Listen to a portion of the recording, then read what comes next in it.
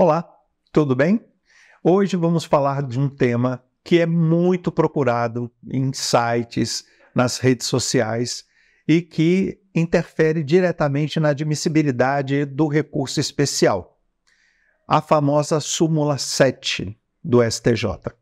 Essa súmula, ela impede todo mês a subida de centenas, talvez milhares de recursos especiais para o STJ. E o que a súmula 7 prevê? Ela diz que não cabe recurso especial para simples reexame da prova. E essa súmula, ela surgiu justamente a partir do entendimento que vocês já viram eu colocar em vídeos anteriores, da função das instâncias extraordinárias no recurso especial e no recurso extraordinário. Por quê? As instâncias extraordinárias têm como missão uniformizar a interpretação do direito federal e a interpretação também quanto às normas constitucionais. Então, o valor tutelado aqui é a rigidez do ordenamento jurídico, do sistema normativo, e não se fazer justiça no caso concreto. Por essa razão, descabe provocar o STJ como se ele fosse uma terceira instância para verificar se um determinado fato ocorreu ou não em razão da inconformidade da parte recorrente. Nesse caso, não há possibilidade do STJ reexaminar essa questão sobre essa existência ou não do fato. Contudo, vocês vão verificar que há uma exceção, que a gente vai falar daqui a pouco, onde o STJ ele parte das premissas fáticas estabelecidas pelas instâncias ordinárias, mas para dar um novo enquadramento legal. Bem, a súmula 7, ela tem sido aplicada, como eu falei, em muitos e muitos processos, mas existe ainda na jurisprudência do STJ alguns casos onde há divergência jurisprudencial. Para determinadas teses, a gente verifica que existem acórdãos contemporâneos, não é? Que uns aplicando a súmula 7 para não admitir o recurso especial, para negar seguimento, não conhecer do recurso especial, e outros que não aplicam a súmula 7 e fazem o exame ali da questão. Um exemplo que eu quero dar sobre isso é a questão do reexame da petição inicial. O que acontece nesse caso? Uma petição, né, uma petição inicial, ela foi considerada apta ou inepta nas instâncias ordinárias, ou seja, passou pelo juiz sentenciante, passou pelo Tribunal de Justiça ou pelo Tribunal Regional Federal, nos respectivos colegiados, e a parte leva para o STJ uma questão. Olha, STJ, essa petição é inepta ou essa petição inicial é apta. E aí? O STJ tem acórdãos nos dois sentidos quanto à súmula 7. Uns entendendo que a inépcia da petição inicial é matéria relacionada ao caso concreto, ou seja, não tem uma repercussão a ponto de se tirar dali uma tese que vai servir para outros processos e por isso se aplica a súmula 7, mas outra posição divergente que analisa a petição inicial e, como você pode ver alguns precedentes, que depois eu vou disponibilizar para vocês, se analisa a petição inicial para se considerar a aptidão da petição inicial para ser analisada pelas instâncias ordinárias. Então, essa é uma das primeiras hipóteses onde há divergência. Para você que advoga, é muito bom ter divergência. Por quê? Porque a depender da situação onde o seu cliente se encontra representado, você tem, né, argumentos para ambos os lados. A outra hipótese que ocorre de divergência da súmula 7 é quanto à ocorrência de litispendência, que é quando um processo ele é basicamente a repetição de um outro. Para se considerar a ocorrência da litispendência, você tem o recurso especial onde sim surgiu ali o recorrente de uma tese que disse que houve ou não litispendência em relação a aquele processo objeto do RESP comparado com um segundo processo, que seria ali aquele que causa litispendência, e nós temos julgados também divergindo quanto a isso no STJ, afirmando que não podem, na primeira corrente, analisar a litispendência, porque isso incidiria na súmula 7. Por que isso? Porque para se chegar à conclusão da existência de litispendência ou não, teria que se analisar as duas ações. A ação que foi a origem do próprio RESP e uma segunda ação que está nesse processo que originou o RESP, como se prova fosse.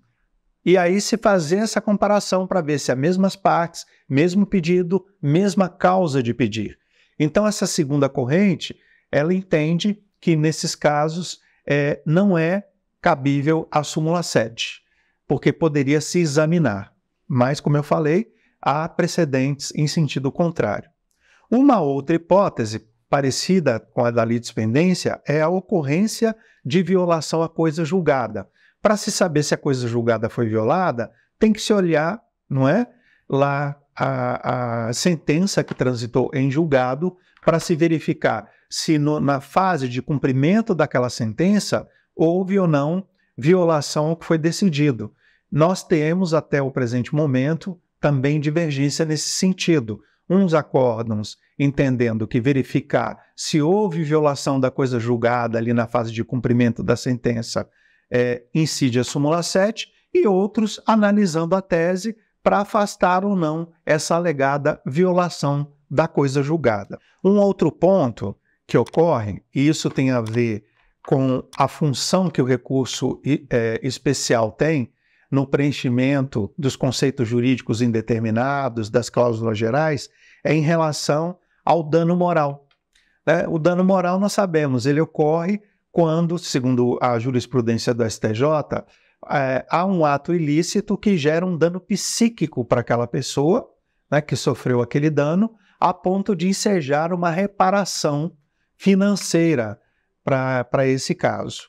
Então, o dano moral, ele não é aquele mero desaboro, aquele mero aborrecimento do dia a dia. E essa questão de o tribunal de origem, TJ ou TRF, ter entendido que uma situação da vida ela é mero aborrecimento e não dano moral, via de regra, essa tese não é revista pelo STJ. O STJ acaba aplicando a súmula 7. Contudo, vocês vão encontrar precedentes que partem da seguinte premissa: olha, a situação concreta está abstraída.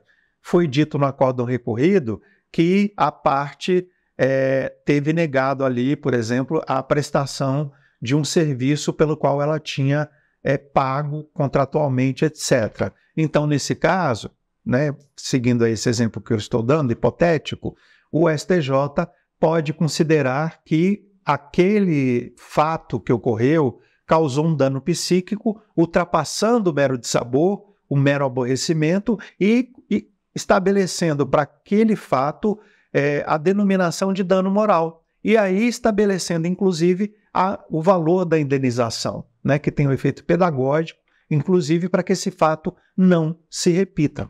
Então vocês vão verificar que essa questão da configuração do que é dano moral e do que é mero aborrecimento, ela vai ter interpretações diferentes no STJ. Umas aplicando a súmula 7 e outras não. Outra coisa é em relação, sobre dano moral, a questão do valor do dano moral. Via de regra, o STJ ele inadmite o recurso especial, onde se busca modificar o valor arbitrado a título de dano moral. Contudo, vocês vão verificar que, excepcionalmente, o STJ, partindo das premissas fático e probatórias lançadas pelas instâncias ordinárias, pelos TJs e TRFs, ele revisa esses valores para dizer se esse valor que foi arbitrado ele está ínfimo, abaixo do que deveria ser, exorbitante, muito acima do que deveria ter sido, ou para chegar à conclusão que aquele valor é justo. Então vocês veem que nessa hipótese a gente nem pode falar tecnicamente num juízo de legalidade. Por quê? A discussão quanto ao valor arbitrado a título de dano moral, ela se situa num juízo de equidade, porque é subjetivo, não é? Tanto que há divergência, em alguns casos, sobre o valor do dano moral entre os próprios ministros do STJ. Isso ocorreu em alguns casos. Então, vocês veem que o tema é muito palpitante, muito importante para o dia a dia da advocacia, e nós vamos continuar abordando ele num próximo vídeo. Se gostou, curta o nosso vídeo, compartilhe e se inscreva aí no nosso canal. Até mais!